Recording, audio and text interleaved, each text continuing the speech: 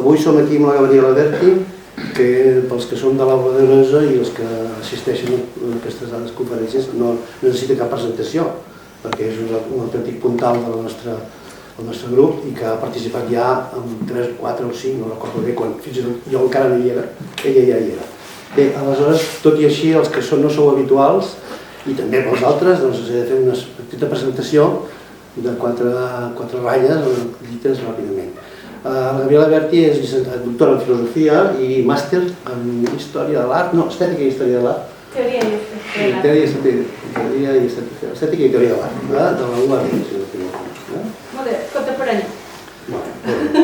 I a part d'això ha participat, és professora universitària i ha participat en moltíssims seminaris, cursos, presentacions, actes entorn de l'obra no solament de Félix Guattari, sinó de Gilles Deleuze, dels quals és una de les millors especialistes que hi ha al nostre país, parlo de Catalunya i potser també de l'estat espanyol, però no voldria aventurar-me massa, però la seva activitat és incansable. A més, també buscant així he trobat que havia fet un llibre fa anys sobre els pioners del grafiti a l'estat espanyol, però que em sembla que no es troba ja el llibre, és difícil de trobar. Es un libro que abrió un campo de investigación que además fue reconocido como la mejor publicación del año, y el libro se encuentra, pero a precios desorbitados. De subasta. De subasta. Y no soy yo la que los vende, o sea que estoy perdiendo dinero. Yo lo escribo, pero otros ganan vendiendo el libro. Per tant, molt coneixedora en temes de cultura urbana. Per citar el seu principal llibre respecte al tema que avui ens aplega, s'anomena Félix Guattari, Los ecos del pensar entre filosofia, arte i clínica, que es troba a l'editorial Arcabooks. Félix Guattari, entre altres àmbits de la seva recerca, pràctica, clínica, teoria i militància, explora una dimensió importantíssima de gran transcendència per a nosaltres i que la va tenir, sens dubte, també per a Gilles Deleuze. Jo dic aquí fent una generalització extrema, que són els paradigmes estètics. Tot ben integrat en els dos altres camps en què inquietament es va moure, que és el camp de la clínica, naturalment, el camp de la filosofia, però sempre mantenint una idea del procés, dels processos de subjectivització. O sigui, el subjecte no és un en si, per entendre's, no és una cosa intrínseca, sinó que és un procés en construcció a través de diferents processos de subjectivització i objectivització. Aleshores, aquesta qüestió és molt important perquè és una activitat, diguéssim, de pensament nòmada una mica, a la manera en què ja ho va consolidar en el seu treball en conjunt amb Gilles Deleuze, sobretot els dos llibres importants que tothom ha sempre citant aquí, que seria l'Antiedip i després Mil Plató, i que ell continua, naturalment, amb la seva recerca més lligada amb els camps de la psicoanàlisi i de la clínica, però sense abandonar la filosofia, sempre en una posició molt militant i molt creient que la societat es pot transformar, i d'això n'és prova l'article que ens has donat per llegir, que realment cal molta confiança per creure en les coses que diu. Bé, aleshores, concretament, ja fins aquí puc llegir, li passo la paraula i mecanosfera, cosmosis i arte en l'obra de Félix Guattari serà el tema que ella desenvoluparà avui. Gràcies. Bueno, gracias por la presentación y gracias por estar aquí esta tarde. Hay que empezar admitiendo, el título es muy rimbombante, pero creo que a lo largo de esta horita que estaremos aquí compartiendo esta presentación, intentaré, al menos lo intentaré, dejar medianamente claro qué quiere decir con estas palabras que suenan más a palabras que a palabras.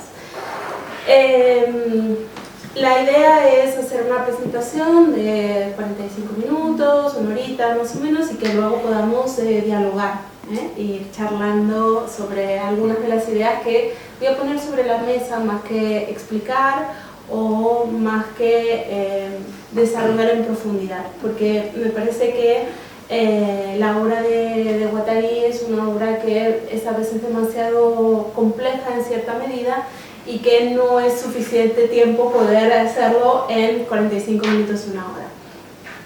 Por el otro lado, también sí que participo en el Aula Deleuze desde hace bastante tiempo, prácticamente desde su fundación, y tengo aquí una lucha constante, que es una lucha bien avenida, porque siempre me pareció que la palabra, el nombre de Deleuze tiene mucho más peso que el de Guattari, ¿no? Y esto se llama Aula Deleuze y no Aula Deleuze y Guattari, con lo cual siempre intento hablar de Guattari, porque si bien han escrito mucho juntos, si bien Deleuze era él, y lo digo con mayúsculas, profesor de filosofía, muchas de estas ideas tan transgresoras y que en cierta medida siguen teniendo persistencia hoy en día, vienen de desarrollos anteriores de Félix Guattari. Así que esa es una de las razones de esta lucha. Si Ramón decía recién, intentaba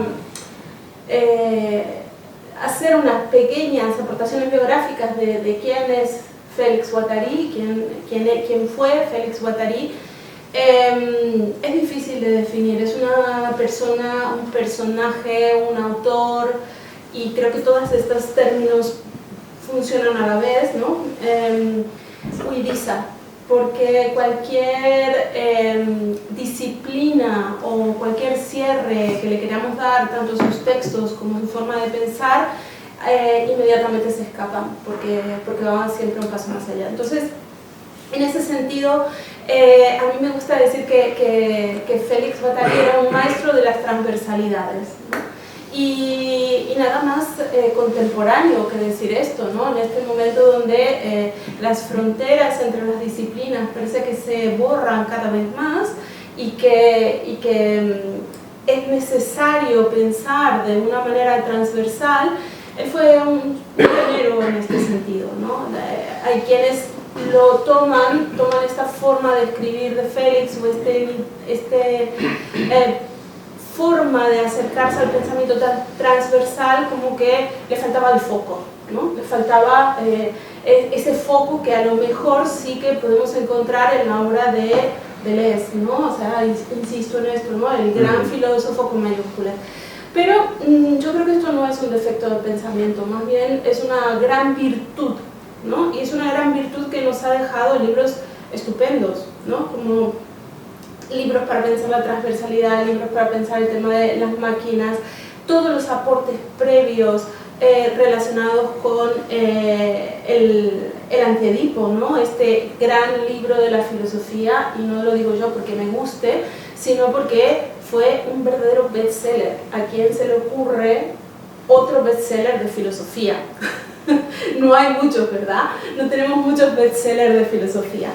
Entonces, siendo este maestro de las transversalidades, podríamos decir que es un filósofo o un pensador, podríamos decir que es psicoanalista, sí, porque ha estado enrolado al costado de Lacan y trabajando con Lacan, pero también con otros grandes nombres de la psiquiatría, ¿no? Como son Chanuri o Tosquellas. También un trabajador de una institución psiquiátrica, porque él en realidad no era un médico, o sea, su función dentro de la clínica de labor era la de ser animador. Es curioso a mí me gusta remarcar esta idea de que es animador, ¿no? O sea, esta idea de que ¿qué quiere decir? No es una persona que busca entretenimiento, sino que está ahí dando el ánimo, ¿no? Y esta interdisciplinaridad tan radical en la obra de Guattari también nos propone, además de este diálogo entre la filosofía, el arte, la ecología, el psicoanálisis, y en el campo del arte tenemos que hacer un parate y volver a mirar sobre esta idea de transversalidad. ¿Por qué? Porque ha escrito obras de teatro muy poco conocidas. Solo una de estas obras de teatro ha sido publicada y representada también. Ha escrito guiones de cine. Josep María Català acaba de publicar un libro sobre esta temática, así que recomendada lectura. Y este interés por el mundo del arte también se extiende hacia la poesía, hacia formas de escritura experimentales, artes plásticas, etc. Pero digamos a nivel de producción, porque en Félix Guattari la teoría y la praxis son las dos caras de la misma moneda, no pueden pensarse de manera separada. Toda esta idea de esta interdisciplinariedad radical, ¿no?, lo que hace es desestabilizar entonces todas estas categorías tradicionales. ¿Dónde está la política? La política está en la militancia, la política recae del lado de su marxismo, pero también recae en la práctica artística. Entonces nos desestabiliza, ¿no?, todas estas categorías, y en ese sentido, y en esa desestabilización, en esa ruptura de estas categorías tradicionales, es que nos permite, o que abre una brecha que permite pensar, ¿no?, que permite pensar la subjetividad, como bien decía en la presentación, la cultura, la política, la filosofía, el psicoanálisis, etc.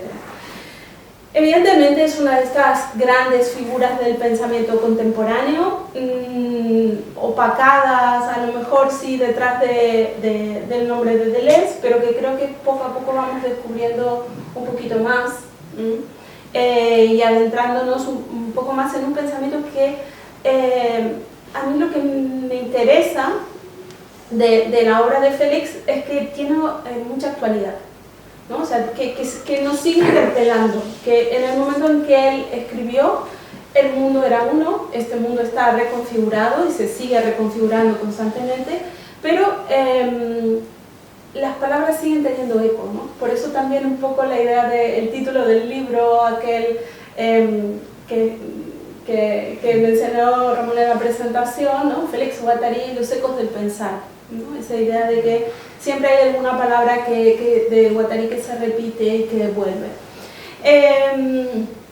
Este eco nos permite también una especie de reconfiguración radical de la relación con el mundo, ¿no?, de nuestro rapport con el mundo, y los conceptos claves de esta reconfiguración son mecanosfera y caosmosis. Así que esta presentación de la persona, el personaje, el escritor, el filósofo, el pensador, nos termina también devolviendo hacia el título de la presentación de hoy, ¿no? Bueno, yo decía hace un momento que el pensamiento de Félix Guattari es un pensamiento que tiene bastante vigencia, ¿no?, que tiene que sus textos fueron escritos fundamentalmente entre los años 60 y los años 90, hasta el momento de su muerte, pero que hoy, en el otro siglo y en el casi 2025, hay muchas cosas que siguen latiendo, ¿no? Y por eso elegí poner esta frase aquí, que la voy a leer, pero se puede ver en la presentación, que es de un texto que se republicó en el 2023 en la revista Chimère, y que hubo otras versiones publicadas en la prensa en los años 90. Y dice en ese texto Félix: ¿debemos anhelar una detención súbita de la historia?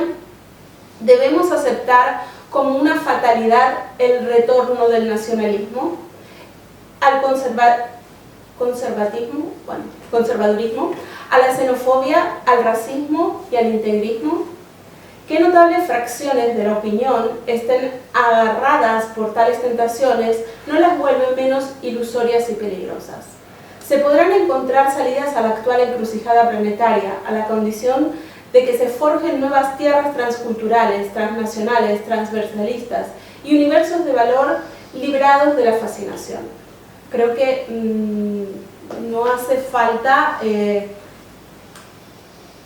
profundizar mucho para entender cómo estas palabras escritas en los años 90, ¿no?, siguen interpelándonos hoy en día, ¿no?, con el auge de las ultraderechas, con el auge cada vez mayor de la xenofobia, de los ultranacionalismos, que ya no estamos hablando ni de nacionalismo, sino que estamos hablando de ultranacionalismos, y por supuesto de la crisis planetaria, ¿no?, la crisis medioambiental.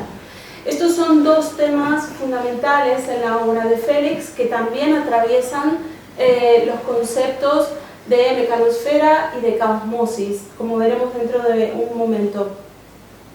Y también diría que atraviesan toda la obra, porque por ejemplo, ya que hacía referencia a Félix Guattari como escritor de guión, cineasta, no sé cómo le podríamos decir, en ese guión que él escribe para el cine y que luego intenta presentar para hacerlo en Hollywood, ¿no?, para hacer una película, todas estas ideas siguen presentes desde un punto de vista ficcional.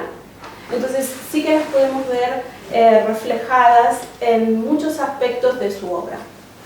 Y por último, antes de meterme de pleno en el tema de la caosmosis y la mecanosfera, etc., diría que también todas estas obras, todas estas facetas, todos esos movimientos transversales de Félix Guattari lo que hacen es trazar una especie de cartografía analítica del capitalismo.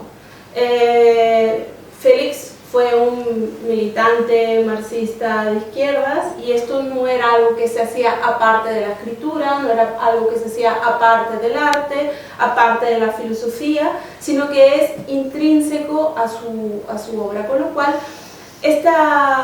cualquier recorrido que podamos hacer, incluso no hay que empezar por el principio, ¿no?, digamos, por su militancia marxista vinculado al principio al maoísmo, bla, bla, bla, que serían estos inicios en su juventud más tierna, nos permiten ver cómo el pensamiento su pensamiento nos permite ver cómo ha trazado toda una cartografía para analizar el capitalismo.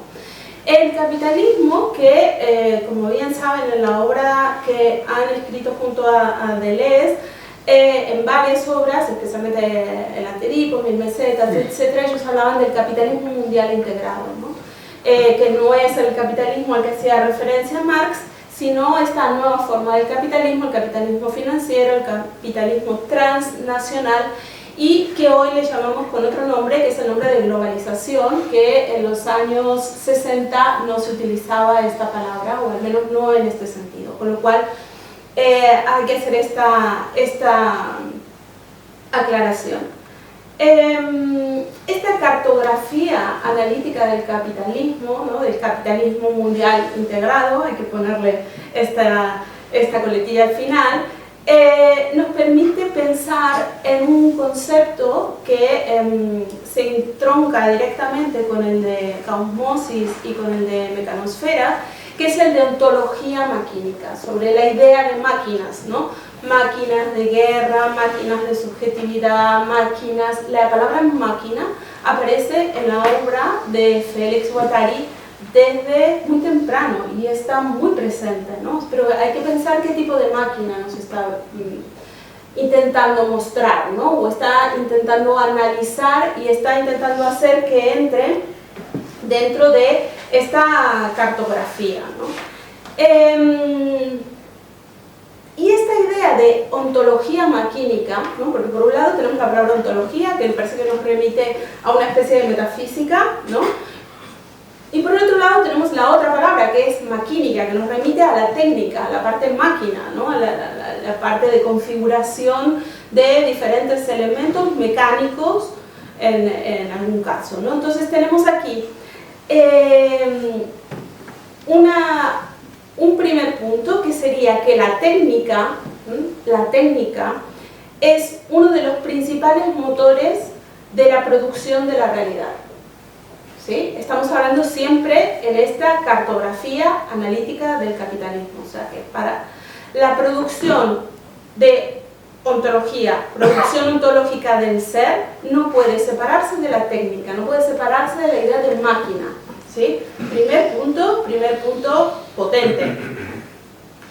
Y luego otro concepto vinculado con esto que está muy relacionado, que es el tema de la realidad virtual, que no estoy hablando de la inteligencia artificial ni nada de todo esto, ¿no? O sea, estos eran términos que no se manejaban en ese momento. Cuando hablo de la realidad virtual, hablo de una especie de campo de batalla entre lo real y lo virtual, ¿no? Si tiramos un poco más del hilo, podemos hablar de la época de la posverdad, podemos hablar de todo el tema de cómo ese surgimiento, ese resurgimiento y ese fortalecimiento de la ultraderecha se sustenta sobre esta misma batalla, justamente, ¿no?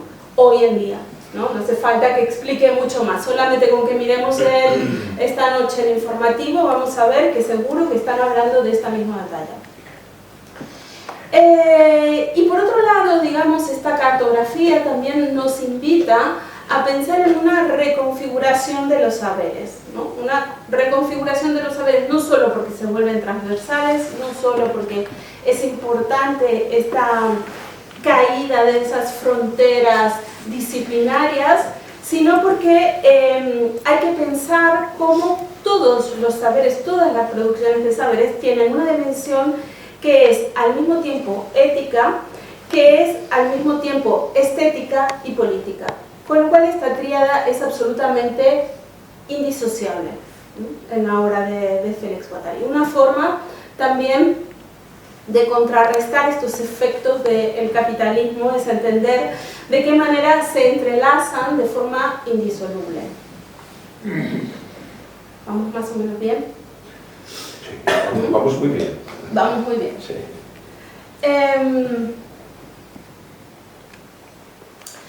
Esta idea de que hay un campo de batalla entre lo real y lo virtual me parece muy interesante, como decía recién, de rabiosa actualidad, ¿no? Porque la modernidad, desde la modernidad, ya no estoy hablando de la época contemporánea, sino de la modernidad, se ha instaurado a partir de una cierta ontología maquínica, ¿no? De una relación con la máquina. Y es donde la técnica se erige como un motor de producción de la realidad. La técnica produce una forma de realidad, la técnica produce una realidad en la fábrica, la técnica produce unas formas de trabajo, la técnica también se relaciona con los modos de producción, ¿no? Ya en el sentido marxista, absolutamente. Y también con los modos de configuración de lo social, ¿no? Y este modo de configuración de lo social implica, por supuesto, las relaciones interpersonales y la consecución de la creación de una subjetividad. Entonces, por eso creo que es muy importante entender también esta ontología maquínica. Por ejemplo, decía Félix, con los ejemplos que tenía en su momento, ¿no? La electrónica y la televisión, decía él, han exacerbado esta tendencia. Hoy lo podemos reemplazar televisión por internet, podemos reemplazar electrónica por redes sociales, igual funcionaría lo que nos está diciendo, ¿no? ¿Por qué? Porque genera una especie de desrealización, ¿no? De pérdida de la noción de realidad, ¿no? Un cambio en aquello que llamamos realidad, la desrealización de la materia, lo llamamos, ¿no? O sea, la desrealización de la materia y una virtualización de la experiencia. Por eso la idea de realidad virtual, ¿no? Que nada tiene que ver, insisto, con lo que hoy hablamos de realidad virtual, que es ponerse unas gafas. Nada tiene que ver y sí tiene que ver, ¿no? Porque esa idea de la realidad virtual sobre la que hoy podemos hablar también podría servir como un ejemplo de esto. Pero evidentemente Félix no tenía en su mente esto, ¿no? Esta virtualización de la experiencia a partir de estas tecnologías que tenemos hoy en día. Con lo cual hay una desmaterialización de lo real y una virtualización de la experiencia. Interesante, ¿no? Esta relación que en términos modernos o o en términos de la filosofía moderna nos llevarían a pensar en la relación sujeto-objeto, ¿no? Que en la historia de la filosofía moderna siempre planteamos esta gran temática como temática central, ¿no? Entonces, es una especie de paradoja, dice Guattari, en la que al mismo tiempo se desmaterializa una realidad que es virtual, ¿no? En estas experiencias que tenemos a partir de el modo en que las tecnologías van ampliando exponencialmente todas las posibilidades de creación, de conocimiento y convirtiendo la percepción en un campo de batalla. Quien quiera leer detrás de esto las redes sociales, lo puede leer. Quien quiera leer detrás de esto el nuevo auge de las ultraderechas y nacionalismos, creo que también lo puede leer. Entonces, la construcción de la subjetividad que genera toda esta situación es una construcción de subjetividad que se vuelve un proceso completamente abierto, ¿no? Quien está en contacto con gente joven, me refiero a gente que ha nacido relacionada con este nuevo mundo virtual, con este mundo digital, la generación nacida en los años 2000, puede ver cómo también todo esto se potencia mucho más, ¿no? Como ese proceso de subjetivación se da como un proceso abierto, proliferante y dinámico, pero siempre en relación a la técnica, ¿no? Modelado al mismo tiempo por fuerzas tecnológicas, pero por supuesto también con fuerzas culturales, ¿no? Con fuerzas culturales sociales, que están relacionadas intrínsecamente. Con lo cual, lo que se produce aquí es una máquina, un agenciamiento maquínico. La máquina no es Internet, la máquina no es el televisor, en el ejemplo de Guattari, ¿no? Sino que la máquina es ese proceso de agenciamiento entre la subjetividad y las condiciones técnicas, ¿no? Las condiciones técnicas que nos rodean constantemente y que son conformadoras también de esa producción subjetiva. Que la máquina es dice Félix, es un poblamiento creador, es una forma de poblar, ¿no? Para crear una máquina se necesita un agenciamiento, ¿no? Y por agenciamiento entendemos un ensamblaje. Ahí, en casi todas las traducciones al español de la obra de Deleuze y de Guattari se ha utilizado la palabra agenciamiento, y en el inglés se usa mucho más la palabra ensamblaje. A mí siempre me gusta optar por la palabra ensamblaje porque nos da una idea más cercana de lo que significa precisamente esta idea de agenciamiento, ¿no? Es un agenciar así en infinitivo. ¿Por qué? Porque es un proceso, ¿no? Todo el tiempo estamos en ese proceso de agenciar de manera maquínica con diferentes elementos. Mírenme a mí, ¿no? Rodeada de dos ordenadores, una pantalla, un micrófono, una cámara, los móviles, etc. Pero también estamos creando máquina como un grupo, ¿no? Como grupo que está aquí, como grupo que quiere pensar en este momento en torno a estas ideas de Deleuze, de Guattari, de arte, etc. Con lo cual, estas máquinas que vamos creando son muchas, que se dan al mismo tiempo, son productoras de subjetividad, ¿no? No es lo mismo este grupo, en este contexto, ¿no? El tipo de subjetividad que se produce en ese momento contextualmente que en otras circunstancias.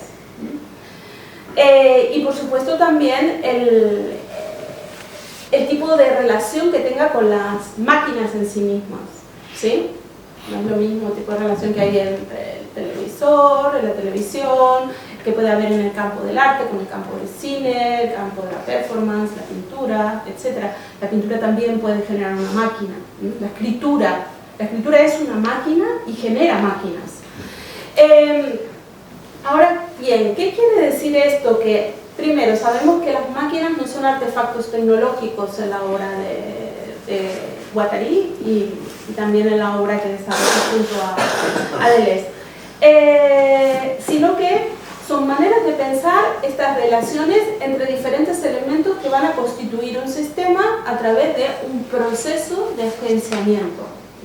Se construye un sistema a través de ese proceso de agenciamiento. ¿Pero qué quiere decir sistema? en este caso, porque la palabra es muy fuerte. La palabra es muy fuerte y la palabra puede llevarnos a creer que el de Félix Guattari es un enfoque reduccionista, ¿no? Que también es algo que se le ha achacado muchas veces a Marx, ¿no? Entre la relación entre infraestructura y superestructura, que es el determinismo, ¿no? Como una estructura determina la otra, y no es así. O sea, en el caso de Félix Guattari, por supuesto no es el caso de Marx porque no estoy hablando de él, pero tampoco esto está dentro de la teoría marxista. No hay una determinación, hay una construcción de un sistema que es constantemente móvil, cambiante, transversal, que va a crear estas diferentes máquinas, que son conformadoras de esa subjetividad, pero la subjetividad también es mucho más plástica y abierta, y que no están determinadas, o sea, no es un sistema determinista. Por lo tanto, las máquinas, sabiendo que no estamos hablando de una manera determinista, son productoras de subjetividad. Las máquinas, desde el punto de vista tecnológico, las máquinas que se producen en esos agenciar, y utilizo la palabra así en infinitivo porque me gusta remarcar que es un movimiento, no es algo que esté acabado. Entonces, por ejemplo, podemos hablar de máquinas deseantes. Esta es una palabra que leemos a lo largo de las obras de Félix mucho, y sobre todo sería muy interesante dedicar algún año estos encuentros a la cuestión del deseo, porque es un campo que da para hablar muchísimo, para hablar del deseo en el arte, para hablar del deseo en la producción política, etc. Y esto, el tema de las máquinas deseantes es un tema súper interesante, porque sabemos que en la obra de Guattari y en la obra que escribió junto a Deleuze, el deseo nunca está pensado como carencia, ¿no? El deseo no es algo que falta, sino que tiene que ver con las condiciones también de producción, ¿no? El deseo está muy vinculado a las condiciones de producción. Entonces, esas máquinas deseantes son precisamente las que van a producir ese conjunto de conexiones. Sin ese deseo no hay el conjunto de conexiones, de relaciones, que van a producir subjetividades, afectos, empatías, rechazos, etc. Las máquinas, además de ser productoras de subjetividad, también son transversales. Ellas mismas son transversales. ¿Por qué? Porque atraviesan y van a conectar diferentes niveles de realidad. Por eso decía, no hay una determinación absoluta, o sea, no es una relación sujeto-objeto, máquina, objeto, sujeto. Es una relación bastante más compleja, ¿no?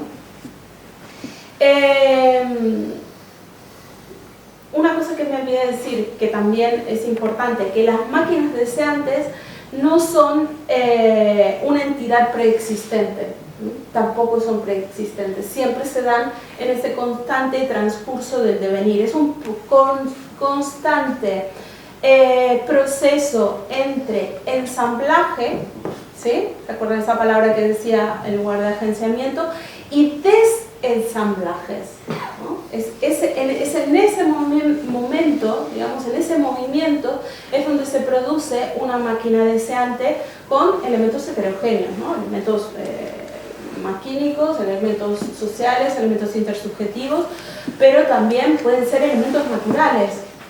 No sé si recuerdan el tema de la oveja y la orquídea, ¿no? que tanto dio para hablar este ejemplo que dan en el texto de Deleuze y Guattari justamente, ¿no? Y es como una abeja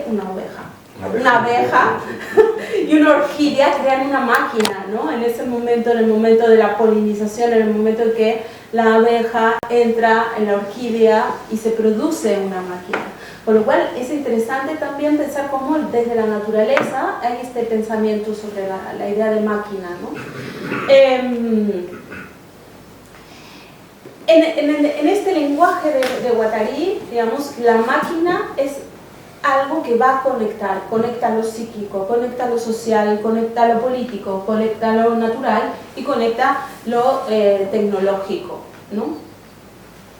Y el tercer punto, digamos, es que las máquinas son productoras de territorialidad, o sea, crean un territorio y también desterritorializan, ¿no?, en la subjetividad misma. Son capaces de romper un territorio que puede ser preexistente, ¿no?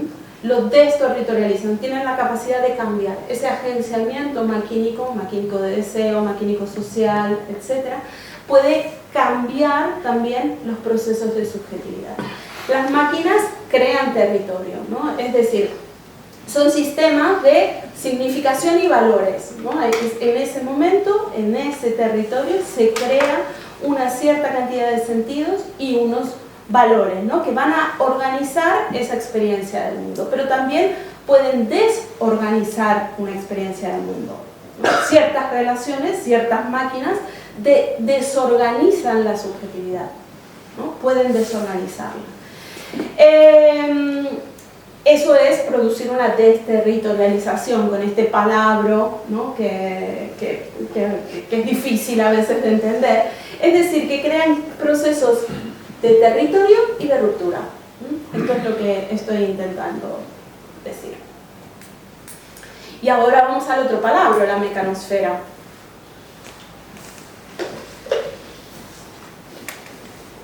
La mecanosfera va más allá de la técnica también, porque parece que, a ver, ahora nos habló de las máquinas, Félix Guattari, y dice que no tiene que ver con la máquina, con la tecnología, pero resulta que viene, ¡pam!, te planta ahora para la mecanosfera, que vamos a lo mecánico, o sea, estamos yendo para atrás.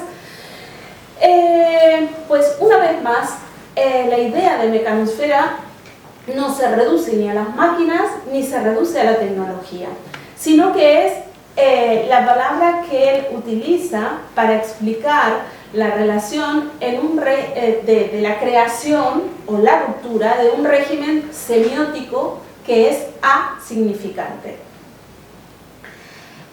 Asignificante quiere decir que en cierta medida moldea las percepciones, ¿sí?, moldea la percepción, por lo tanto, en esa moldeamiento, ¿existe esta palabra? Modulación. Modulación, me gusta esa palabra, ¿verdad? Bueno. En esta modulación también de las percepciones también va a producir al mismo tiempo subjetividad, ¿no? Porque la percepción no está separada de la producción de subjetividad, ¿no? Esto es interesante también, ¿no?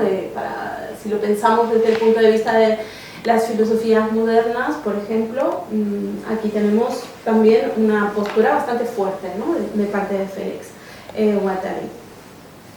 Entonces, la idea de asignificante nos remite a pensar que los segmentos maquínicos, ¿no?, que se forman en esta mecanosfera no están totalizados, son destotalizados, no hay una significación previa, ¿no?, son asignificantes. Están desterritorializados, con lo cual se produce una especie, a mí me gusta pensarlo como un juego de interfaz, ¿no?, utilizando ya estas palabras de la tecnología, ¿no? Una máquina, un agenciamiento, un ensamblaje es un juego de interfaces entre diferentes elementos sociales, políticos, naturales, históricos, devenires de género, devenir negro, devenir blanco, y esto siempre intentar pensarlo en infinitivo, ¿no?, que no es hacerse el tal cosa, ¿no?, es devenir, es el proceso, es estar en ese proceso. Por lo tanto, permítanme usar una palabra o un término heideggeriano, que no viene al caso, pero que me sirve para explicar que no hay un ser ahí, ¿no? No hay un ser ahí, sino que se trata de una producción de interfase instalada a través de una temporalidad. Entonces, esta es la idea de la mecanosfera, ¿no? La idea de la mecanosfera es un territorio ontológico, sí, Y claro, y me vas a decir, pero a ver, Gabriela, ¿qué estás diciendo? No hay un ser ahí, pero resulta que es un territorio ontológico. Sí, es un territorio ontológico, es un territorio de producción del ser, de la subjetividad, pero nunca el ser está ahí. No está el ser ahí, sino que el ser siempre está siendo, ¿no? Es un proceso constante. Y es en ese proceso constante, que es un proceso de heterogéneo todo el tiempo, es donde se puede articular la subjetividad. Una red entre máquinas abstractas, dispositivos concretos, máquinas de deseo, etc. Esto nos lleva a pensar en otro término que está muy relacionado con todo que es el término de la heterogénesis.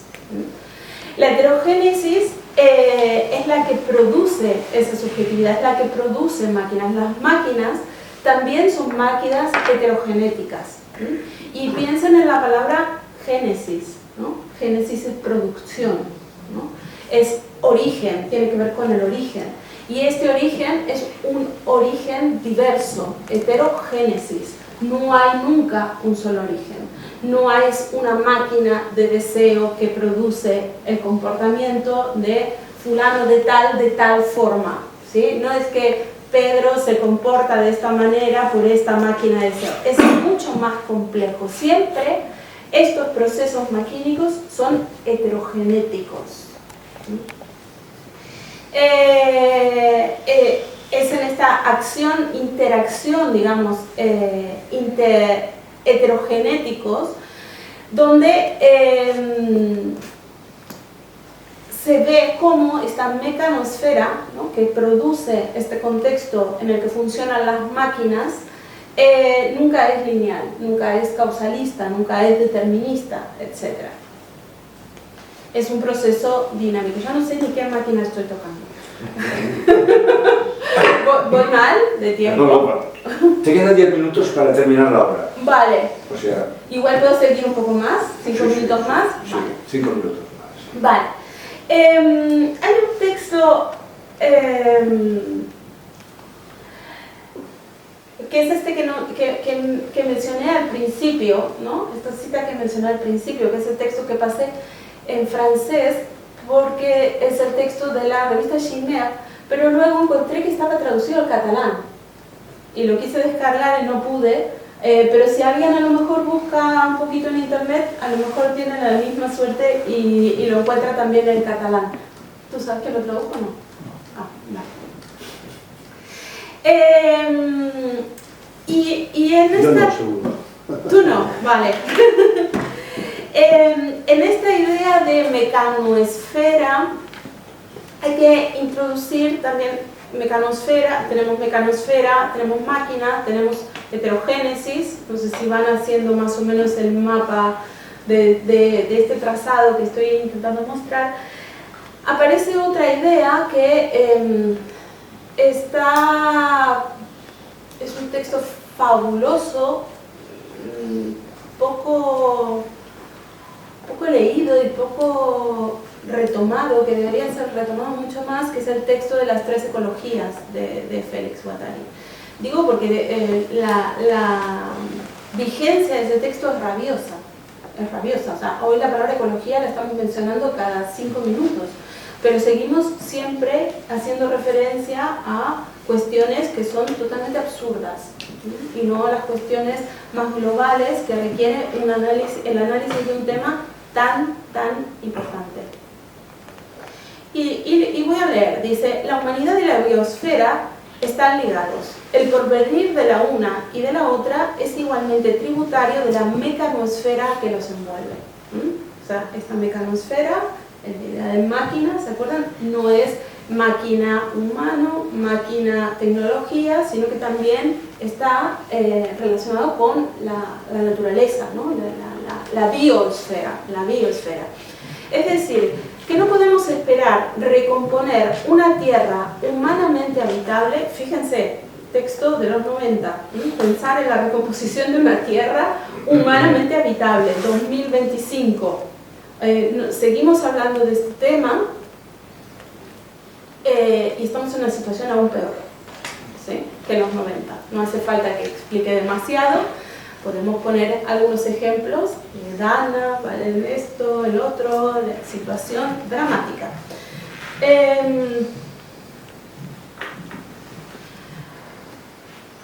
Es decir, que no podemos esperar recomponer una tierra humanamente habitable sin la reinvención de las finalidades económicas y productivas. ¿Ah? ¿Se acuerdan que yo decía recién la idea de ecología, que es una idea ñoña de ecología? La idea verde, verde de la ecología, pues esta idea de la relación entre la construcción de una tierra habitable, entendiendo por ella también el cuidado de la biosfera, tiene que ver con las relaciones de producción. Si nos tiramos un poquito más atrás, cuando iniciaba esta intervención que estoy haciendo aquí, yo decía que la obra de Félix Guattari nos abre una cartografía analítica del capitalismo, ¿sí?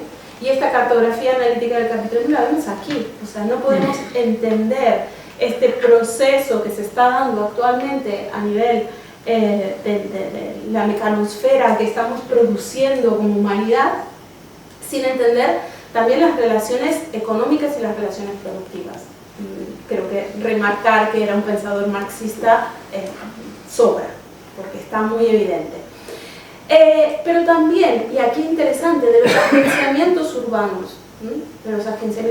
De hecho, este texto apareció como prácticas ecosóficas y restauración de la ciudad subjetiva, ¿no? O sea, que esta idea de pensar sobre lo urbano es una idea que aparece también en la obra de Félix Guattari y estuvo muy relacionada también con algunos textos que escribió y que luego desarrolló más Anke Rien, que trabajó muchísimo con él. De los agenciamientos urbanos, de las prácticas sociales, culturales, artísticas y mentales. ¿Sí? Aquí tenemos el campo de la ecología, lo que Félix va a denominar el campo de la ecología.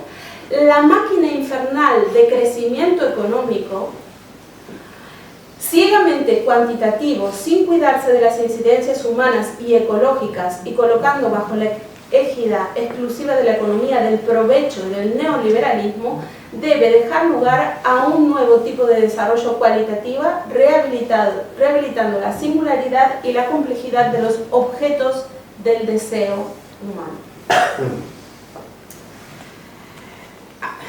Insisto, actual, no, más que actual. Esta idea de la mecanosfera también debe pensarse en términos, insisto, de la ecosofía. Esta ecosofía, donde también vemos una especie de concatenación que no es totalizante, de la ecología medioambiental, la ecología verde, la que todo el mundo repite hasta el hartazgo, pero también tiene que haber una ecología científica, una ecología económica de los modos de producción, una ecología urbana, una ecología social y una ecología mental.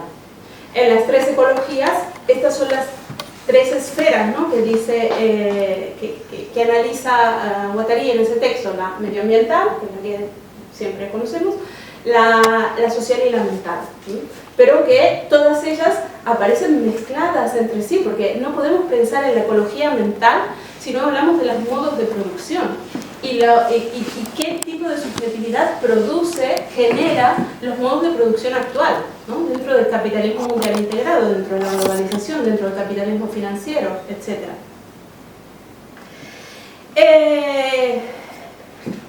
Es complejo el tema, ¿eh?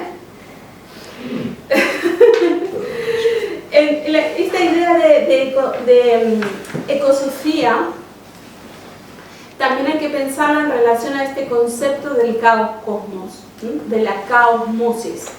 Decir que cuando utilizamos normalmente en el lenguaje natural la palabra caos, la utilizamos como sinónimo de desorden, ¿no? Bueno, en el lenguaje natural, y si nos vamos a rascar, desde el término griego, la idea de cosméticos, ¿no?, de poner un orden, etc., el cosmos, que tiene que guardar un orden. Pero tanto la obra de Félix como la obra escrita con Gilles Deleuze, que es la filosofía, por ejemplo, que dedican un tema, esta cuestión, un capítulo a la cuestión de la caosmosis, el caos no es el desorden, es una situación en la que no hay estado de referencia, que no es lo mismo que un desorden. Y no pensar que hay un conjunto que sostiene todas estas cuestiones, que es caos y cosmos a la vez, o sea, orden y desorden, para que nos entendamos, que es sin estados de referencia y con estados de referencia, nos está hablando de que se trata de un sistema complejo, ¿no? Un sistema que interactúa, en el que no hay una relación de predicción, no hay una relación de predicción. Y esto también ocurre en el caso de las máquinas. Las máquinas pueden ser caosmóticas, ¿no? Este tipo de conexión, de ensamblaje que se produce no está predeterminado, es absolutamente heterogéneo, ¿no? Se reconfigura constantemente. Entonces, la subjetividad emerge de ese estado de caos-cosmos constantemente, permitiendo, digamos, la creación de nuevas formas de ser y de pensar. Y esto es lo interesante, por ejemplo, en qué es la filosofía, ellos hablan de esta relación con el caos de formas diferentes en el caso de la ciencia, en el caso del arte y en el caso de la filosofía. Y ponen unos ejemplos que están por ahí perdidos, pero que son muy divertidos, ¿no? Y es como si fuera un paraguas, ¿no? O sea, la ciencia tiene un paraguas donde hay algunos agujeros, donde se filtra un poco, pero la ciencia necesita más estados de referencia, ¿no? Lo necesita para crear teorías, para crear un modelo de la realidad, aunque sea un modelo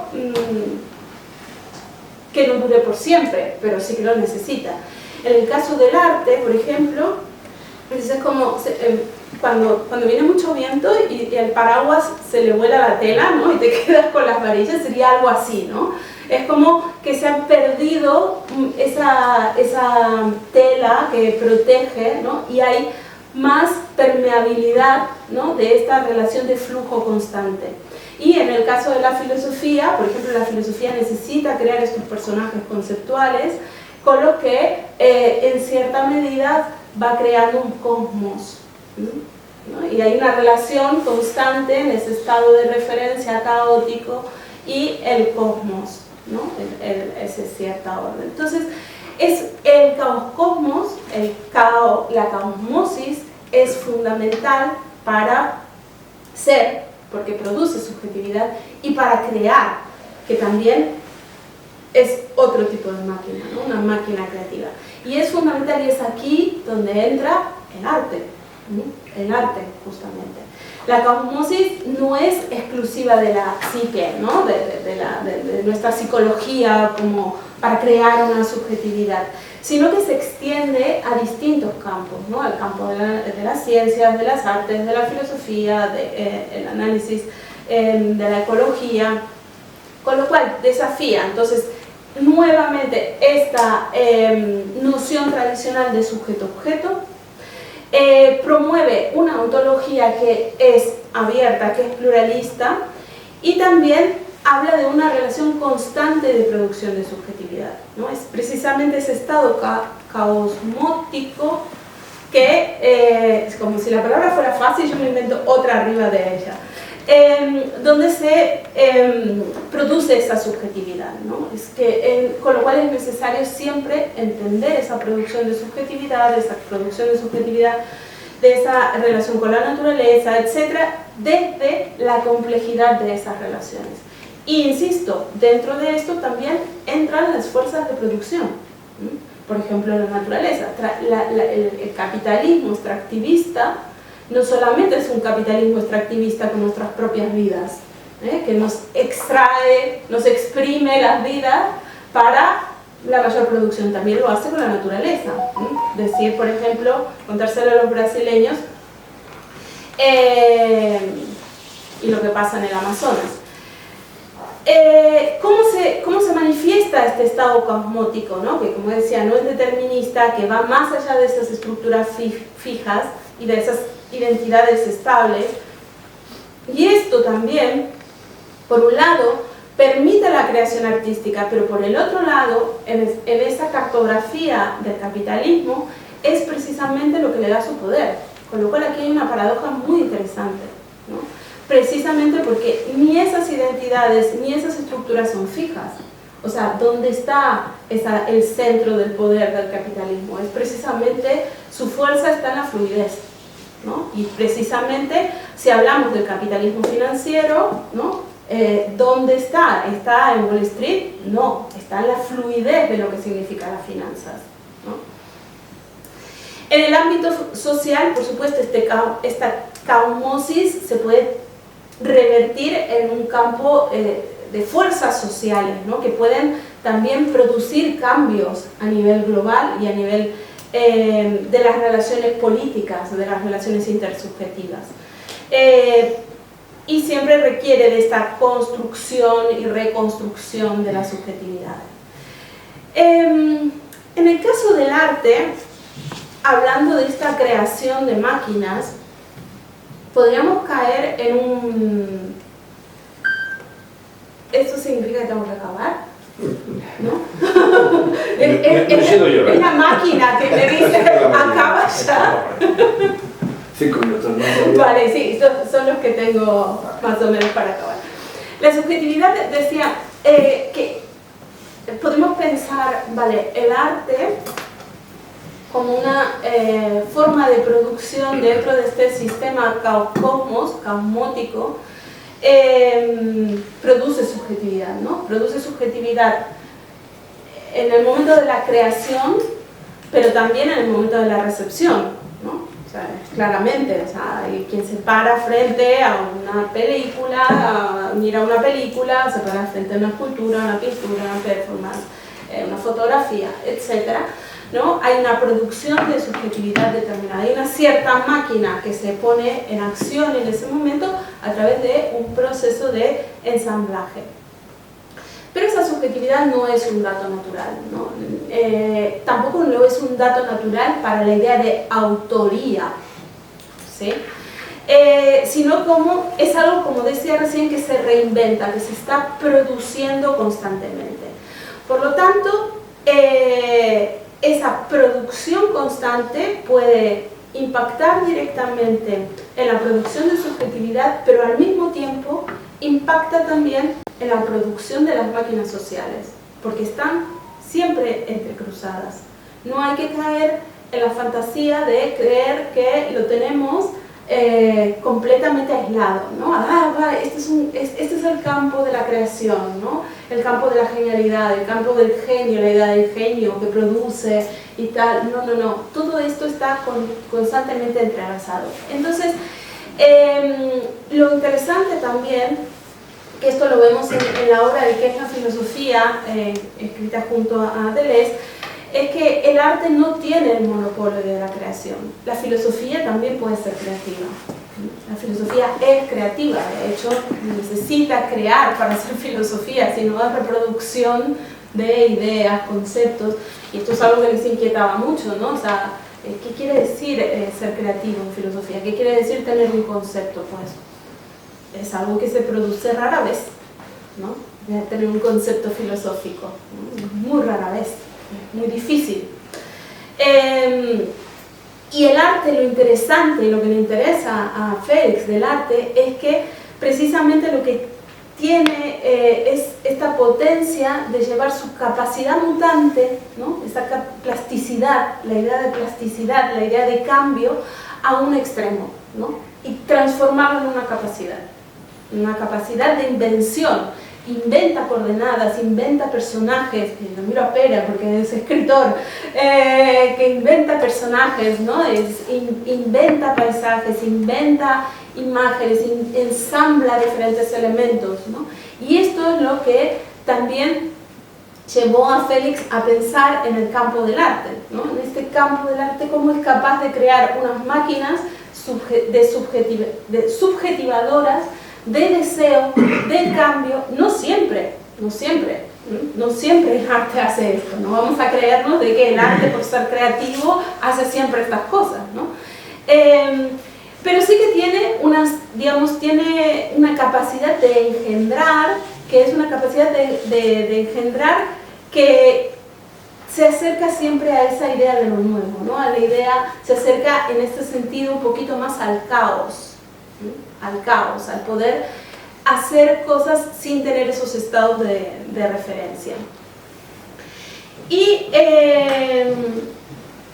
para Guattari el arte también tiene esta capacidad de ser un foco existencial. De hecho, por ejemplo, en la clínica de Laborde, donde él trabajaba, el arte tenía una función fundamental, o sea, estaba muy implicada en todas las acciones que hacían, pero ya no como los talleres de arte para los locos, ¿no? Dejemos que se expresen los locos con las pinturas, ¿no? ¿Cómo se llama esto? El arte... ¿Cómo se llama? Tiene un nombre. El arte que le han puesto... Bueno. L'art brut. L'art brut. El art brut. No como art brut, eso. Sino como una especie de máquina también autopoética, ¿no? O sea, que puede ir generando en sí misma, mientras se pone en marcha, puede ir generando diferentes ensamblajes. Él, por ejemplo, lo ha desarrollado mucho en relación a la danza Buto. La danza Buto es una danza contemporánea japonesa creada después de los horrores de la guerra, y ha llevado bailarines del Buto, uno de los creadores del Buto, a bailar, pero no bailar como un espectáculo, ¿no? Para que vieran los internos de la clínica de Laborde, sino para crear estas máquinas, ¿no? Hay unos vídeos por ahí que no sé si siguen colgados en YouTube, que son brutales de la performance de un bailarín en medio de la institución psiquiátrica. Esto se trata entonces de crear un nuevo paradigma estético, no de recuperar la idea de la estética como lo bonito, lo admirable, aquello que sigue reproduciendo la relación sujeto-objeto, sino de crear formas existenciales estéticas, que no es hacer la vida Mr. Wonderful, sino que ir más allá de las disciplinas tradicionales. Entonces aquí volvemos a esta idea, ¿no? De que yo decía al principio, que hay una transversalidad radical en el pensamiento de Félix Guattari, ¿no? Y esto lo podemos ver en el arte, pero también lo podemos ver en la ciencia, también lo podemos ver en la filosofía, también lo podemos ver en muchos ámbitos. Es un tema,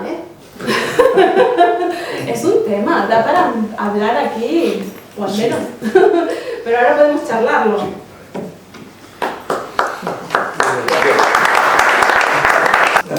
Jo vaig assistir a un curs que feia la Gabriela a la Central fa ja uns quants anys. En pandèmia. Sí, exactament. Cuando nos agarró la pandèmia. Sí. I no sé si fue por esto, però justament en aquest curs ella ens va parlar de Gilles Deleuze, per tant no era Félix Guattari, era Gilles Deleuze, però ens va explicar la cara B de Gilles Deleuze. I jo havia llegit ja coses de Deleuze, evidentment, si no, no t'hi apuntes en un curs sobre Deleuze. I vaig quedar bastant entusiasmat per la facilitat que té Gabriela Berti de parlar d'una complexitat. Tu has dit, és complejo esto. Sí, efectivament. Parlar d'una complexitat com és l'obra de Félix Guattari, en canvi, ho explica d'una forma complexa però molt entenedora. I això és una virtut que només qui coneix bé l'autor és capaç després de posar-ho en pràctica. Van gent que molts de nosaltres coneixem l'obra de Deleuze i de Guattari, encara que sigui una mica per sobre, perquè és molt difícil conèixer-la a fons. I entenem que parlar de Guattari i de tots aquests conceptes que avui has fet referència, doncs equival o representa conèixer bé l'obra. Per tant, gràcies. I passant ja al col·loqui, diria que pot ser un col·loqui molt animat i molt ric perquè has obert molts camps i per tant jo diria que hi haurà força preguntes i intervencions. Aleshores, bé, sí, endavant. Sí, ¿Comenzo yo? Sí. Empiezo. Perdó, no recuerdo. Bueno, has dicho que evidentemente Guattari no conoció la inteligencia artificial. Efectivamente.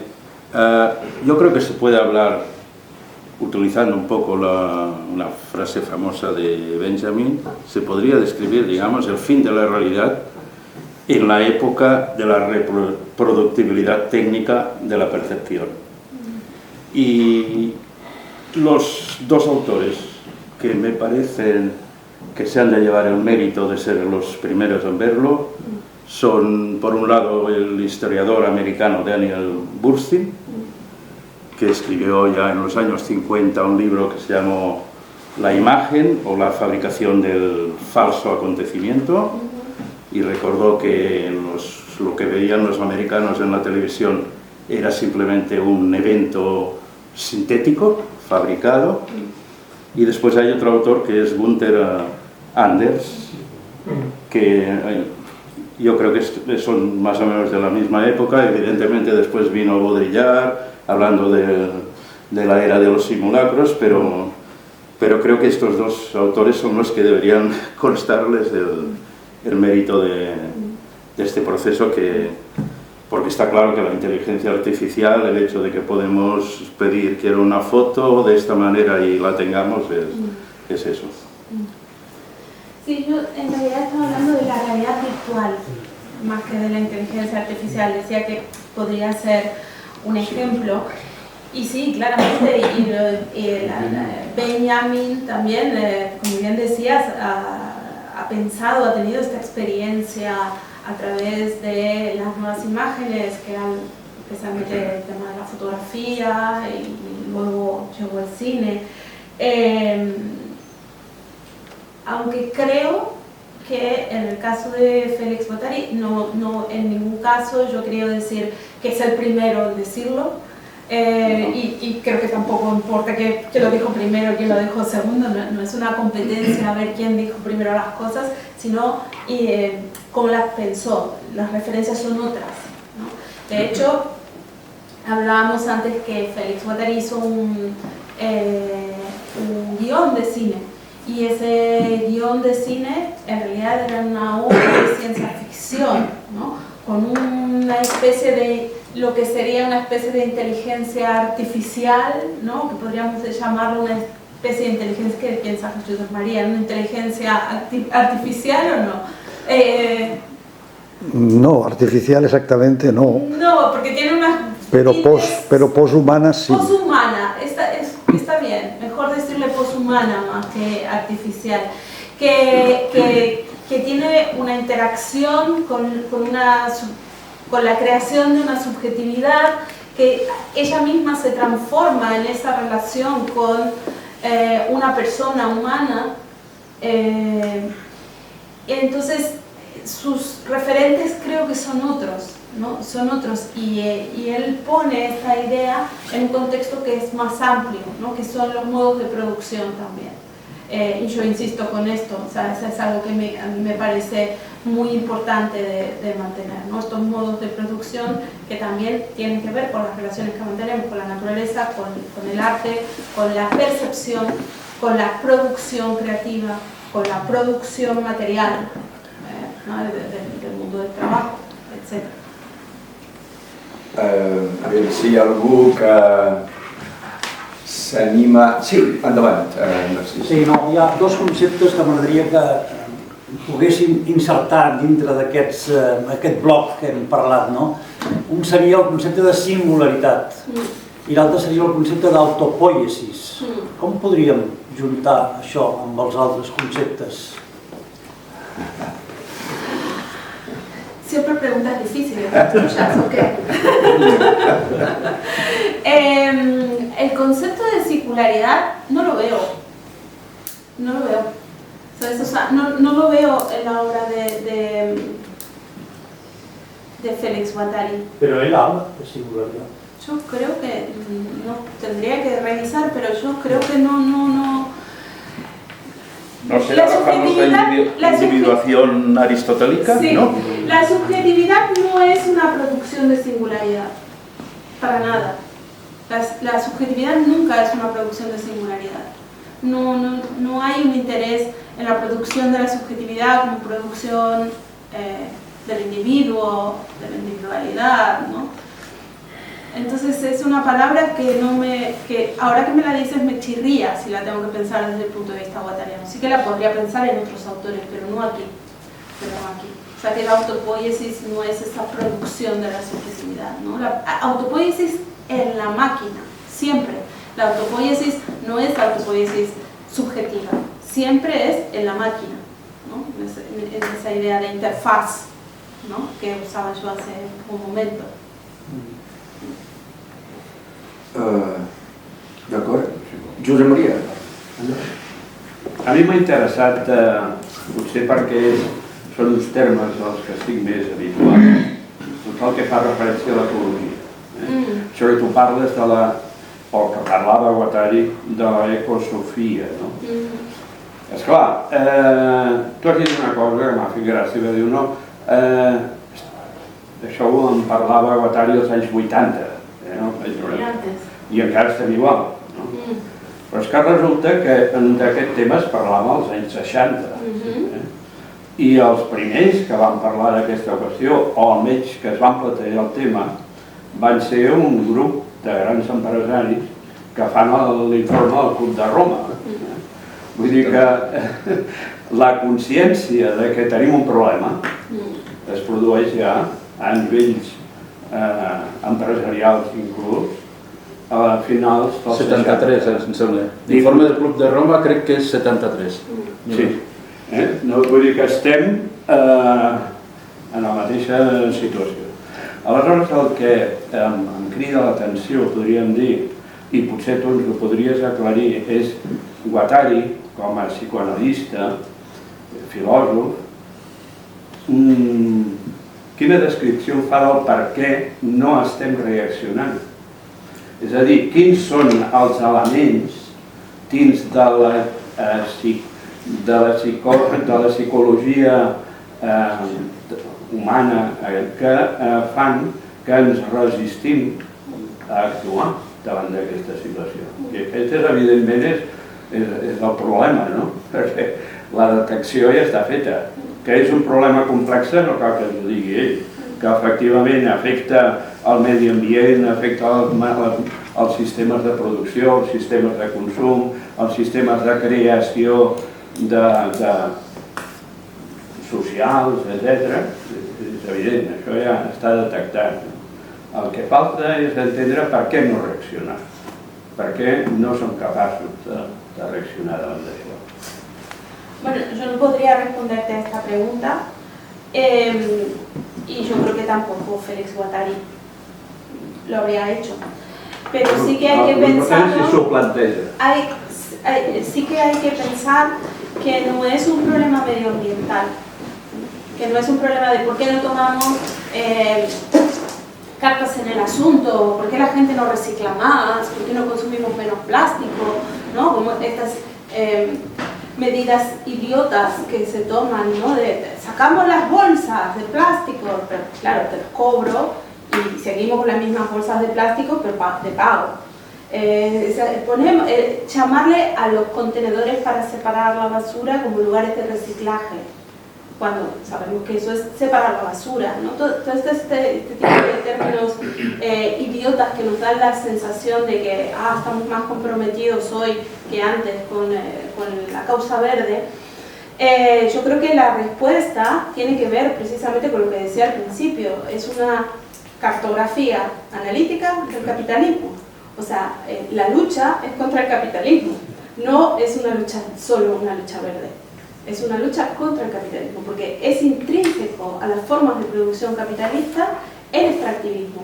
Y es el extractivismo en las relaciones sociales, las relaciones interpersonales y las relaciones con la naturaleza el que produce todo este sistema. ¿Por qué seguimos atados a este sistema? ¿Y por qué no solamente seguimos atados a este sistema, sino que nos vamos hacia un sistema todavía de líneas más duras, como la ultraderecha y los nacionalismos y todo tipo de fascismos? Esto es algo que le interesó desde el principio, obviamente, a Guattari, y también a Deleuze, cuando estaba en el grupo este de los informes de la... ¿cómo se llamaba? Que estaba con Foucault. Bueno, y ellos siempre se preguntaban algo que a mí, la primera vez que lo leí, me impactó mucho, y es una pregunta que a mí me sigue resonando todo el día, todo el tiempo, cada vez que veo una noticia, y es ¿por qué la gente desea el fascismo? Porque la gente lo desea, y es una cuestión de deseo. Y la forma de producción del deseo es una forma que está relacionada también con esta idea de máquina, ¿no? Con el tipo de máquina que crea el capitalismo. Porque, aunque, digo, no sé, en Argentina, Milei, en Estados Unidos, Trump, ¿no? Sabemos cuánto afectan el tipo de políticas de ultraderecha. ¿Por qué la gente desea eso? ¿No? ¿Por qué la gente desea que básicamente les jodan la vida? Perdón, no me académico. ¿Pero por qué? Y esa es una respuesta que nunca han encontrado. Siempre la pregunta para ellos era ¿qué nos está pasando? ¿No? Y este nos entre paréntesis, porque es una pregunta sobre qué pasa y qué nos pasa al mismo tiempo. Y siempre lo presentaban de esta manera. Es una pregunta que no ha tenido respuesta. Y no es una cuestión de encontrar una respuesta desde el punto de vista psicológico, sino desde el punto de vista de producción social. ¿No? Sería... Es decir, tendría que ver con las máquinas deseantes. Exacto. Entonces.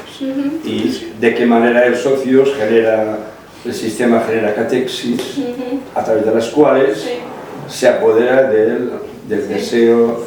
El deseo se transforma dentro de ese sistema en producción, más consumo, etcétera, ¿no? Más y más consumo en todos los niveles, no solamente a nivel económico, sino también consumo de relaciones sociales, consumo de... Bueno, las redes sociales capitalizan todo esto, justamente, ¿no?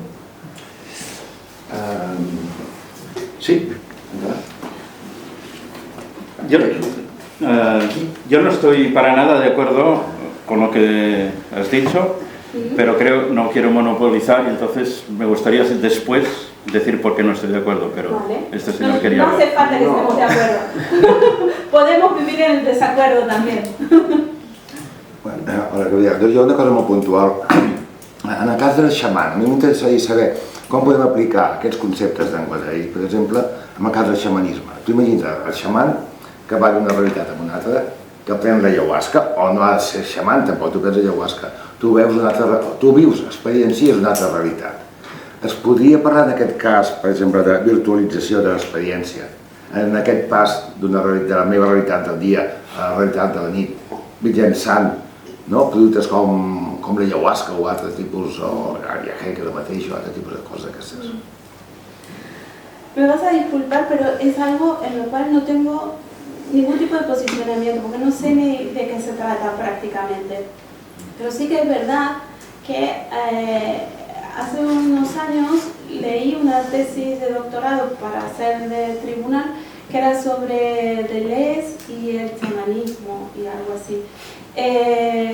Seguramente la persona que quiso esa tesis de doctorado, no sé si la habrá colgado o no, podría servirte más de respuesta que lo que yo pueda darte. Y sí que él demostraba las lecturas de Castaneda y un recorrido que lo hacía como más cercano, pero es algo sobre lo que realmente no tengo herramientas para poder responder, lo siento. A raíz de esto había un comentario. Fernando, vos... Sí, eso sí, endavant. No, cuando es para la ayahuasca, el peyote, todo eso, claro, la hierba lo que te hace es escapar de la realidad. Es decir, te hace un salto, bueno, te vas a donde sea, ¿no? Que a lo mejor no vuelves, pero lo que te hace es escapar de esa realidad que en cierta forma tú tienes que controlarla y manipularla. Y la hierba lo que te hace es un escape. Pero al hilo de lo que decís, claro, el antiedipo, Deleuze y Guattari no paran de dar vueltas en el tema del deseo, lo que es la canalización y la manipulación de ese deseo. ¿Qué fuerza hay más universal que el deseo? Y eso el poder lo sabe, el que tiene el poder lo sabe. Si tú controlas el deseo, lo tienes todo. Y está el cuento de la rana, ¿no? Yo quiero freír la rana y la he de poner en agua caliente. Si el agua caliente está muy caliente, la rana salta. Pero si yo pongo la rana y voy calentando poco a poco, la frío y no se da cuenta. Pues esto es lo mismo. Sí, igual es interesante el trabajo que hacen sobre la noción de deseo, porque el deseo también es la fuerza más universal. Es algo sobre lo que Félix ha pensado y ha escrito bastante, ¿no? Tiene que ver, el deseo es una máquina productiva muy fuerte. Entonces, la más productiva. Es una de las máquinas más productivas. Entonces, es interesante, pero también es muy interesante la forma en la que se ha posicionado en relación a Lacan con esto, ¿no? O sea, quejándose bastante de esta definición, digamos, este acercamiento lacaniano del deseo como carencia, o sea, se desea lo que no se tiene, eso es lo que desea, y ellos decían, no. Por eso el capitalismo lo que te hace es que te crea carencia. Exacto. Crea necesidades, virtuales, reales, lo que tú quieras, pero te crea una necesidad. Entonces, de esta forma tú ya canalizas el deseo, pero no lo refinas. Lo que haces es, tú tomas el deseo como una carencia, no como una sobreabundancia. Porque Deleuze y Guattari, en cierta forma, lo que te dicen, que tú el deseo lo utilizas para crear riqueza, no para tener carencias. Y es al revés. O sea, el poder lo que te lo hace es, te lo invierte. ¿No? Yo lo veo así. Gràcies, Fernando. Bernat, sisplau. Muy bien, gracias por tu exposición, muy académica, muy interesante. El deseo del fascismo no se puede entender como en abstracto, por un deseo caprichoso, en absoluto. Creo que hay unas causas socioeconómicas clarísimas de planteamiento del proceso productivo, de lo que se ha de producir, del proceso financiero, es decir, de las rebajas de impuestos. Creo que ahí hay bastante que discutir ese deseo tan casi metafísico que tiene tanto Deleuze como Guattari en este caso. Yo he leído el texto que enviaste en francés. Bueno, me ha resultado muy claro, a excepción de 3 o 4 palabras o expresiones, pero lo he entendido bastante. Y he visto en él un utópico, un idealista, que con las palabras esto se puede transformar el mundo. Y evidentemente, que tú también lo has subrayado, el sistema productivo, el sistema capitalista, ¿no? Con todo lo que esto supone de propiedad. Pero esa lucha contra ese capitalismo no se hace con las palabras, se hace con una organización, se hace con una participación, se hace con una lucha.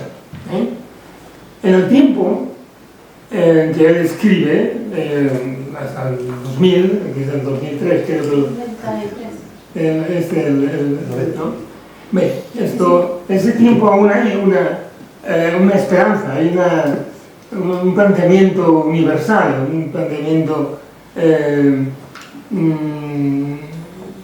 planteamiento casi se puede decir de izquierda progresista, ¿no? Pero en el tiempo en que nos encontramos ahora, con esa, que tú también lo decías al principio, ¿no? Esa vuelta al nacionalismo, esa vuelta al First America, ¿no? Primero, cosa que en Italia para los italianos, que ya estaba en D'Annunzio, o el lepenismo. Bueno, tal como él lo plantea, parece que no sirve para estas nuevas no generaciones, sino para este nuevo pensamiento, que no se... que sí, este catastrofismo del que él tanto habla, pero no tiene esa referencia de clase. Él que es un marxista, pero es un marxista como ocultado, y que no solamente para ser marxista hay que hacer referencia a que esta es las relaciones de producción, el sistema productivo. No, aquí hay otras cosas más importantes que yo veo faltar en él. Muchas cosas que él propone son casi como brindis al sol, muy bonitas, ¿no? Pero... Bueno, yo no diría nunca que Félix Guattari es un pensador idealista, es un materialista, es un pensador materialista, muy materialista. Yo no me refiero al idealismo filosófico, sino del idealismo este que se... Yo sí me refiero al materialismo filosófico, y no puede decirse bajo ningún punto de vista de que Félix no estuvo comprometido en la lucha. O sea, no solamente estuvo comprometido, sino que estuvo muy comprometido en la lucha, en el tipo de propuestas y en la praxis. No desde la adolescencia, el texto no es un panfleto para la acción revolucionaria, es un texto que apareció publicado en la prensa en los años 90, que se retomó, que luego él se ve que hizo algunos retoques y se publicó en la revista Ginebra. Pero Félix Guattari estuvo muy comprometido con la militancia, o sea, desde la adolescencia prácticamente, primero con las juventudes comunistas, con todos los movimientos de izquierda. En el mayo del 68, su paseo por diferentes universidades, por ejemplo, porque él pasó por la universidad estudiando farmacia, pasó por la universidad estudiando filosofía, estaba ligado precisamente a la militancia, porque estuvo más del lado del maoísmo en un determinado momento.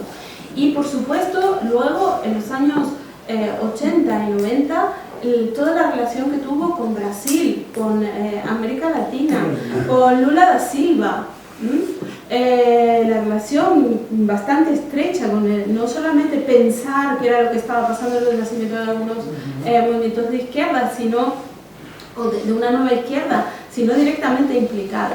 Y por no hablar de lo que hizo en Estados Unidos con Mónica Alcaín, por no hablar de la relación con marxistas como, ¿cómo se llama? Lucien Freire o algo así, que fue que era un gran marxista de los años 60, que estuvo muy vinculado, que estudió con Lévi-Strauss, que era analizado por Lacan y que luego se suicidó, y con el que él tuvo bastante relación también y que ha marcado mucho, por no hablar del Chepsi, por no hablar, o sea, y por seguir, además también ha estado vinculado a los movimientos verdes que luego llegaron a ocupar escaños políticos en Francia. Él nunca, pero siempre ha estado vinculado, ¿no? O sea, siguió pensando en este tipo de cosas, con lo cual, si hay algo que le podemos decir a Guattari, son muchas cosas, pero que es panfletario nunca. Sí, biográficamente conozco la biografía, pero a lo que me estoy refiriendo es a este texto. El texto es un brindis al sol que hace un análisis de lucha de clases. Si me permitís un momento, solamente tengo que intervenir detrás de la cámara, no me puedo hacer un selfie. Hay una cuestión, creo, y es que Guattari estaba todavía en una situación en la que la lucha estaba en la calle, en la estructura política, pero nos preparaba para un futuro en el que el territorio de la lucha iba a ser la ontología. Es decir, no la lucha tradicional, sino una lucha sobre contra qué ontología estamos luchando. Si no se entiende esto, ya puedes salir a la calle, ya puedes luchar tranquilamente, que no vas a resolver nada. Gràcies, Joan Maria. Darrere la càmera. Endavant, Toni, sisplau. Bé, jo voldria dir dues coses. Per una banda, clar, Guattari estem parlant dels anys 80. Han passat 40 anys. O 90. Sí, des del 92, doncs, bueno, 30 anys. Clar, què ha passat en el món en 30 anys? Hem passat de 5.000 milions a 8.000 milions. Seguim en un procés de concentració de la riquesa. Avui, per exemple, l'ho he repassat amb les dades del Banc Inter, o sigui, dades cap sospitoses. I l'ecologia està completament transformant-se des del punt de vista de la sostenibilitat, perquè ja es comença a veure que a banda de la contaminació i a banda dels problemes dels 3 aspectes ecològics que parla Guattari, hi ha un problema d'escassesa de recursos que els acabaran pillant. Potser els més grans d'aquí no, però els més joves els pillarà. El concepte aquest de Guattari, mitjançant la cartografia analítica del capitalisme, que ell li diu capitalisme mundial integral, darrerament, per el que jo vaig llegint, des de ja fa potser 7 o 8 anys, n'hi ha un tal Fisher que ja parla de capitalisme realista, és a dir, Guattari no havia llançat la tovallola, encara no havia llançat la tovallola, però Fisher sembla que llança la tovallola. Fisher lanzó la toalla porque se suicidó, tengo entendido. Sí, es el mismo Mark Fisher. Decía que no había alternativa. Sí, sí. Al costat d'aquest, doncs no sé, l'altre que he llegit darrerament, la Susan Buckmore, tampoc és gaire optimista en les possibilitats que n'hi ha de transformar coses. Jo penso que el món cada vegada va més ràpid. Nosaltres, des de la filosofia política o des de la filosofia de la història, critiquem sempre el capitalisme existent, que va canviant. Però realment en aquest moment tindríem que mirar el que serà el capitalisme dintre de 10 o 15 anys, i en aquest sentit jo estic bastant d'acord amb la teva intervenció, la teva primera intervenció. Ahir n'hi ha 2 aspectes, que és el de la IA i l'altre, el fet que en tot el tema del desenvolupament espacial ha entrat el capitalisme privat amb moltíssima força, que serà el que canviarà el món els propers 15-20 anys. I potser tindríem d'alguna manera que intentar apropar-nos, intentar fer transposicions. Hi ha una paraula que m'agradava molt que tenia l'altra persona que hem parlat abans, el filòsof aquest alemà, Walter Benjamin, que extrapolava, agafava, per exemple, un procés històric de fa 40 o 50 anys i lo intentava extrapolar a lo que podia ser l'aparició del nazisme o del feixisme a Itàlia. Bueno, potser tindríem que intentar dir, i aquí ve el que, més que una pregunta, és una reflexió. Si ara visqués Guattari, què estaria dient? Clar, això, jo he llegit algunes coses, però no sé si no llançaria la toalla com el Fisher, o intentaria dir quines coses es pot fer ja des d'un punt de vista no ideològic, sinó de racionalitat.